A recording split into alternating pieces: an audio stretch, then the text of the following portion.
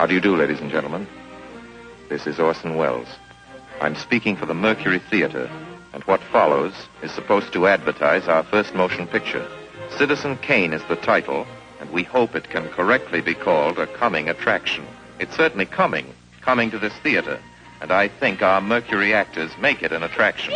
I'd like you to meet them. Speaking of attractions, well, the chorus girls are certainly an attraction, but frankly, ladies and gentlemen, we're just showing you the chorus girls for purposes of ballyhoo. It's pretty nice ballyhoo. But here's some of our real Mercury people. This is the first time you've seen most of them on the screen. Hey, give Joe a little light. Thanks. Now smile for the folks, Joe. Smile. Joseph Cotten, ladies and gentlemen. That's it. Joseph Cotten. I think you're going to see a lot of him. Here's Ruth Warrick, whom I know you love. Ruth. Look at the camera, Ruth. We caught Ruth with her hair up. And here's somebody you've all heard on the radio, so I don't have to tell you he's wonderful. Ray Collins.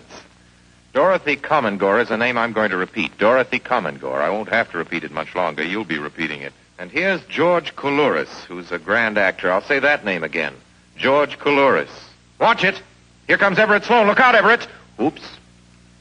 Everett Sloane, ladies and gentlemen. He isn't necessarily a comedian. And here's one of the best in the world. Agnes Moorehead. I've said a lot of nice things, but Erskine Sanford deserves some more. Erskine Sanford. So does Paul. Paul Stewart, everybody. Citizen Kane is a modern American story about a man called Kane, Charles Foster Kane. I don't know how to tell you about him. There's so many things to say.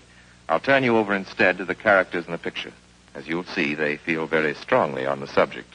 Charles Foster Kane is...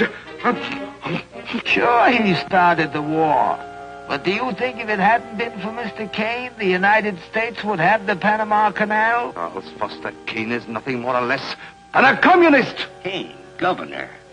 Listen, when the voters of this state and Mrs. Kane learn what I found out about Mr. Kane and a certain little blondie named Susan Alexander, he couldn't be elected dog catcher. I'm going to skin Mr. Charles Foster Kane alive. I'm going to marry him next week at the White House. Emily, I hear you've been stepping out with Charlie Kane.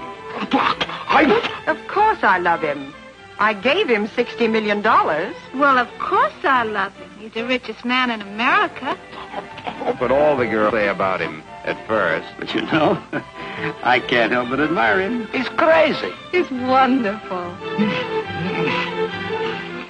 Ladies and gentlemen, I don't know what you'll think about Mr. Kane. I can't imagine. You see, I play the part myself. Well, Kane is a hero and a scoundrel, a no-account and a swell guy, a great lover, a great American citizen, and a dirty dog. It depends on who's talking about him. What's the real truth about Charles Foster Kane?